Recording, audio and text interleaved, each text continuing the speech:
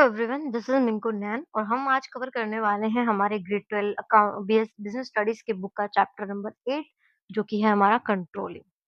तो चलिए सबसे पहले समझते हैं कंट्रोलिंग के मीनिंग को। कंट्रोलिंग क्या होता है? देखिए, हर ऑर्गेनाइजेशन छोटा या बड़ा कुछ ना कुछ स्टैंडर्ड लेकर चलता है ना?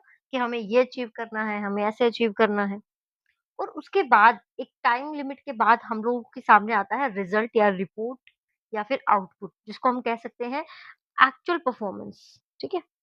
तो जब एक्चुअल परफॉर्मेंस हमारे सामने आती है और साथ ही साथ हम इसको कंपेयर करते हैं हमारी प्लान परफॉर्मेंस से, तो यहाँ पे कोई ना कोई डिफरेंस या कुछ ना कुछ डेविएशन जैसा निकल के आता है। हमें क्या करना होता है, in with in the controlling हम रीजन फाइंड आउट करते हैं कि ये डिफरेंसेस कहाँ से आए हैं और अगर ये डिफरेंसेस चलो आ भी गए हैं तो ऐसा दोबारा ना हो, इसके लिए हम कोई ना कोई यहाँ पे करेक्टिव मेजर्स लेंगे। किस लिए ले रहे हैं? So that they do not reoccur in future. और क्योंकि हमें इसलिए भी देखना है क्योंकि आगे भी तो हमें ऑर्गेनाइजेशन के ऑब्जेक्टिव्स को अचीव करना है ना, वो भी कैसे? एफिशिएंटली। और यहाँ पे अगर हमारे सामने ये रिजल्ट है कि हम अपने प्लान परफॉर्मेंस के अकॉर्डिंग जो स्टैंडर्ड्स हमने एस्टेब्लिश किए थे वो हम नहीं अचीव कर पा रहे हैं, तो इसका मतलब कहीं ना कहीं कुछ ना कुछ गड़बड़ यहाँ पे हुई है। ठीक है? सो ये है हमारा कंट्रोलिंग का मीनिंग अगर आपको क्लियर हो गया तो यानी कि पूरा चैप्टर आपने कर लिया। ठीक है? फिर से बता देती हूँ, एक प्लान्ड परफॉर्मेंस है, एक आपके पास यहाँ पे एक्चुअल परफॉर्मेंस है। आपने दोनों को कंपेयर किया, कुछ डिफरेंस आया, कुछ डेविएशन आया। Now you need to understand why these deviation arises here, okay? And you will try to either minimize them or maybe not to actually like their reoccurrence must be zero. ठीक है? These will be to your two objective, ये आपके दो objective रहेंगे। अब देख लेते हैं कि हमारी कंट्रोलिंग की इम्पोर्टेंस क्या है। देखिए, इम्पोर्टेंस तो अभी बातों से क्लियर हो ही गई है। सबसे पहले controlling helps in achieving organisation goals. Exactly, देखिए प्लानिंग में तो हमने प्लान कर लिया था, ये चाहिए, वो चाहिए, ये चाहिए, ऐसे चाहिए, वैसे चाहिए, बट कंट्रोलिंग आपका वो फंक्शन है मैनेजमेंट का जो सच में हमें ये भी बताएगा कि कितना डिफरेंस हमारे एक्चुअल परफॉर्मेंस और प्लान परफॉर्मेंस के बीच है, यानी कि हमारी प्रोग्रेस क्या है। हम सही जा भी रहे हैं, नहीं जा रहे हैं, ये सब हमें ऑर्गेनाइजेशन के कंट्रोलिंग के इस फंक्शन से पता लगेगा। Then evaluating judging accuracy of standard. यही आके हमें बच्चा कई बार पता चलता है कि हमने जो स्टैंडर्ड एस्टेब्लिश करे थे, क्या वो सिर्फ हवाई किले थे या कोई बुनियादी ल- सतह पर भी कोई बातचीत है जो हो सकती थी। तो हमने क्या किया है, वो भी हमें रियलिटी जो है पिछले का काम का भी और आज की रियलिटी दोनों की हम यहाँ पे हमें अंडरस्टैंडिंग जो है वो हमारी बढ़ती है। Making efficient use of resources. तो आपका कंट्रोलिंग ये जो आपको बताएगा कि जो आपने काम किया है, क्या वो एक वेस्टेज ऑफ रिसोर्स है या फिर वो यूटिलाइजेशन ऑफ रिसोर्सेज है। ठीक है? मैंने जैसे कहा प्लान को आपने कंपेयर करना है एक्चुअल से। इस पूरे चैप्टर में हम बार-बार एक ही बात बोलते रहेंगे कि we are comparing our actual performance with the standard performance and try to analyse those differences and deviations. ठीक है? बार-बार हमें इनको कंपेयर करना और हमें ये भी देखना है कि ये जो क्या रीज़न है इसके पीछे कि ये जो डिफरेंसेस है, ये हुए हैं। Then it helps to improve the employees motivation. देखिए, इम्प्रूव तो होता है जब आपके पास एक टारगेट होता है और अगर आप उस टारगेट को अचीव करते हो तो आपके मन में एक अलग ही खुशी होती है। तो यहाँ पे जो कंट्रोलिंग है ना, वो खुशी आपको दे रहा है। ठीक है? तो जितनी बार भी आपकी परफॉर्मेंस स्टैंडर्ड्स को अचीव करेगी या उससे बियॉन्ड जाएगी तो हर बार आप मोटिवेटेड फील करोगे। Then it facilitate coordination in action. बिल्कुल, प्लानिंग एक ऐसा फंक्शन है मैनेजमेंट का जिसमें कि हर किसी का क्या रोल, क्या ड्यूटी, क्या टास्क सब कुछ डिफाइंड है। तो यहाँ पे जो कोऑर्डिनेशन है वो गजब का रहता है, बहुत बढ़िया कोऑर्डिनेशन यहाँ पे रहेगा। ठीक है? Ensuring order and discipline. अगर हर बंदा यहाँ पे कंट्रोल को फॉलो करता है, कंट्रोलिंग फंक्शन को सीरियसली अडॉप्ट करता है, तो ऑर्डर और डिसिप्लिन यहाँ पे मेंटेन हो जाएगा। अगर नहीं करेंगे तो सब कुछ खराब भी हो जाएगा। तो ये हमारी इम्पोर्टेंस है इसकी कंट्रोलिंग की। तो क्या-क्या है एक बार फिर से देख लेते हैं, क्या-क्या समझा हमने। हमने देखा कि यहाँ पे कंट्रोलिंग जो है हेल्प करता है अचीव करने के लिए ऑर्गेनाइजेशन गोल को। स्टैंडर्ड सेट हुए हैं, गलत थे कि सही थे वो हमें पता लग जाएगा। रिसोर्सेज का अच्छे से यूटिलाइजेशन कर पाएंगे। इम्प्रूव होगा एम्प्लॉयज का मोटिवेशन, फैसिलिटेट करेगा कोऑर्डिनेशंस को और इंश्योर करेगा ऑर्डर एंड डिसिप्लिन को। नेक्स्ट हमारे टॉपिक आता है नेचर ऑफ कंट्रोलिंग। अब नेचर क्या है इसका? देखिए, नेचर बहुत क्या है समझनी है। सबसे पहले इन्होंने बोला कि जो नेचर है वो आपका गोल ओरिएंटेड है, यानी कि जितनी भी एक्टिविटी यहाँ हो रही है, वो किसके लिए हो रही है? गोल को अचीव करने के लिए हो रही है। देन ये एक पर्वेसिव फंक्शन है। पर्वेसिव मतलब अब तक तो आप समझ गए होंगे पर्वेसिव मतलब होता है कि कोई ऐसी चीज़ जो हर जगह आपको मिलेगी। यानी कि अगर आप कहते हैं कंट्रोल करना है, तो आपको ऐसा नहीं है कि जहाँ वर्कर काम कर रहे हैं ऑपरेशन लेवल मैनेजमेंट पे सिर्फ वही कंट्रोलिंग होगी। हर लेवल पे यानी कि आपका टॉप लेवल हो या मिडल हो या लोअर हो, हर लेवल ऑफ मैनेजमेंट पे आपको ये ज़रूरत होगा। Then it is a continuous function ये मैंने आपको पहले भी बताया था कि जितने भी मैनेजमेंट के फंक्शन हैं, वो सब कंटीन्यूअस है क्योंकि मैनेजमेंट ही अपने आप में कंटीन्यूअस फंक्शन है। ठीक है?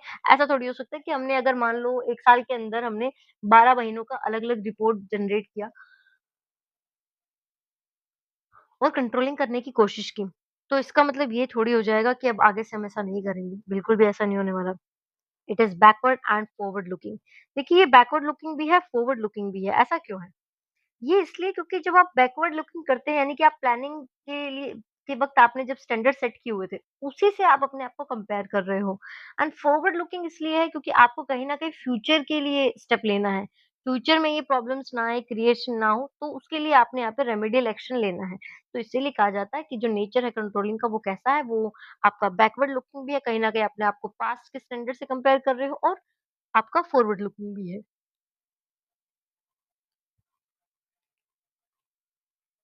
चलिए, नेक्स्ट आते हैं हमारे नेक्स्ट है बहुत ही प्यारा सा टॉपिक है relationship between planning and controlling. तो इनके बीच में क्या रिलेशनशिप है? यहाँ ये जो लाइन गिवन है ना, ये कई बार एग्ज़ाम में पूछ ली जाती है एज़ इट इज़ कि explain how the planning and controlling are inseparable twins of management. देखिए अभी मैंने आपको बताया कि one is planning controlling is forward looking and backward looking. Same तरीके से आप देखो ये रिलेशनशिप तो इनका बना हुआ है। सबसे पहले हम समझ लेते हैं कि planning is as a prerequisite, यानी कि बिना प्लानिंग के आप कंट्रोलिंग कर ही नहीं सकते थे, बिकॉज प्लानिंग प्रोसेस के अंदर हमने बहुत सारे यहाँ पे अपने गोल डिसाइड किए थे। फिर हमने ये भी देखा था कि क्या कोर्स ऑफ एक्शन रहेगा, कैसे हम इन गोल्स को अचीव करने वाले हैं, यानी कि स्टैंडर्ड्स हमने प्लानिंग के टाइम पे ही डिसाइड किए थे। और आज कंपैरिजन के वक़्त, कंट्रोल करते वक़्त जो हम कंपैरिजन कर रहे हैं, तो उसमें उन्हीं स्टैंडर्ड्स को बेस बना के इस्तेमाल किया जाता है। यानी कि अगर प्लानिंग नहीं की होती, तो कंट्रोलिंग भी नहीं हो पाता। Then planning is prescriptive and controlling is evaluative, ये क्यों कहा गया है? प्लानिंग इज़ प्रिस्क्रिप्टिव क्योंकि देखिए, आपको प्लानिंग ये बताता है कि क्या सही है, यानी कि बेस्ट क्या हो सकता है। यानी कि आपने कहा कि एक एक वर्कर को 1 दिन में कम से कम 50 यूनिट बना लेनी चाहिए। ये आपका प्रिस्क्रिप्टिव है। ना कंट्रोलिंग में आपको पता चलता है कि वो जो वर्कर है 50 तो छोड़िए वो 20 यूनिट भी अच्छे से नहीं बना पाए। अब यहाँ पे आप इवैल्यूएट करोगे कि ऐसा क्यों हुआ? क्या मशीनें खराब हैं या क्या हमारा एम्प्लॉयी इनएफिशिएंट है या उसको टाइमली रिसोर्स नहीं मिल पा रहे हैं या क्या इश्यू है? तो इस तरीके से आप देख सकते हैं कि जो आपका प्लानिंग है वो प्रिस्क्रिप्टिव है और कंट्रोलिंग जो है वो इवैल्यूएटिव है। Then there is a circular relationship है, हाँ, आपस में दोनों जुड़े हुए हैं। यानी कि आज अगर प्लानिंग के वक़्त आपने स्टैंडर्ड एस्टेब्लिश कर दिए हैं, देन फ्यूचरिस्टिकली ये यूज़ होने वाले हैं कंट्रोलिंग के वक़्त स्टैंडर्ड एक्चुअल परफॉर्मेंस को कंपेयर करने के लिए। वहाँ आपको डेविएशन मिला, आपको कुछ ना कुछ रिज़ल्ट मिला कि नहीं ये गलत था। नहीं, यहाँ पे ये जो चीज़ हुई है वो गलत है या सही है, कुछ तो आपको कन्क्लूज़न मिलेगा। अब वही कन्फ्यूज़न आपका फिर से रिवर्सली आपका बेस बनेगा फ्यूचर की प्लानिंग के लिए, फ्यूचर के स्टैंडर्ड्स के लिए। तो इस तरीके से एक सर्कुलर रिलेशनशिप जो है दोनों के बीच में हमें मिलता है। नेक्स्ट हमारा टॉपिक आता है वो है हमारा कंट्रोलिंग प्रोसेस। कंट्रोलिंग प्रोसेस क्या है? देखिए, कंट्रोलिंग प्रोसेस में वही अभी तक जो मैंने आपको समझाया, सबसे पहले आप स्टैंडर्ड सेट करोगे। ध्यान रखिएगा स्टैंडर्ड्स जो आपके होने चाहिए, वो अचीवेबल होने चाहिए और जितना हो सके क्वांटिफाइड होने चाहिए। क्वालिटीफाइड भी रख सकते हैं बट वो ज़्यादा अच्छे नहीं माने जाते क्योंकि एक रेंज होगी और रेंज को डिफाइन करना इज़ मोस्ट डिफिकल्ट टास्क, ठीक है? तो और फ्लेक्सिबल भी कई बार आप रख सकते हैं। जैसे कि फ्लेक्सिबल मतलब यानी कि आपने सोचा कि मेरी मेरी जो फर्म है, उसके अंदर 3 तरह के सिनेरियो आ सकते हैं। एक जो सबसे गुड इस सिचुएशन क्या होगी, एक एक्सीलेंट सिचुएशन क्या हो सकती है और एक वर्स्ट टाइम पीरियड क्या हो सकता है। तो तीनों के लिए आपने क्या करा, तीनों रेंज के लिए आपने अलग-अलग स्टैंडर्ड यहाँ पे सेट कर लिए। तो इस तरीके से भी आप अपने स्टैंडर्ड सेट कर ले सकते हैं। ये टाइम बाउंड होने चाहिए, कॉस्ट बाउंड होने चाहिए, ठीक है? तो यूनिट आप कैसे भी रख सकते हो टाइम के अकॉर्डिंग या फिर कॉस्ट के अकॉर्डिंग। नेक्स्ट आता है हमारे पास एक्चुअल परफॉर्मेंस। एक बार आपने स्टैंडर्ड स्टेप एस्टेब्लिश कर दिया तो नेक्स्ट हमारा काम बनता है वो है आपको एक्चुअल परफॉर्मेंस से इस चीज़ों को कंपेयर करना। ठीक है? तो यहाँ पे आप मेज़र करोगे अपने एक्चुअल परफ़ॉर्मेंस को। जब भी आप एक्चुअल परफ़ॉर्मेंस को मेज़र करेंगे तो आपको कुछ चीज़ों का ध्यान रखना पड़ेगा कि आपका यहाँ पे जो ऑब्ज़र्वेशन है, वो सैंपल चेकिंग मेथड आप यूज़ कर सकते हो क्योंकि कई बार क्या होता है ना कि आप हर चीज़ को नहीं टेस्ट कर सकते। तो सैंपल मेथड आप यहाँ पे यूज़ कर सकते हो।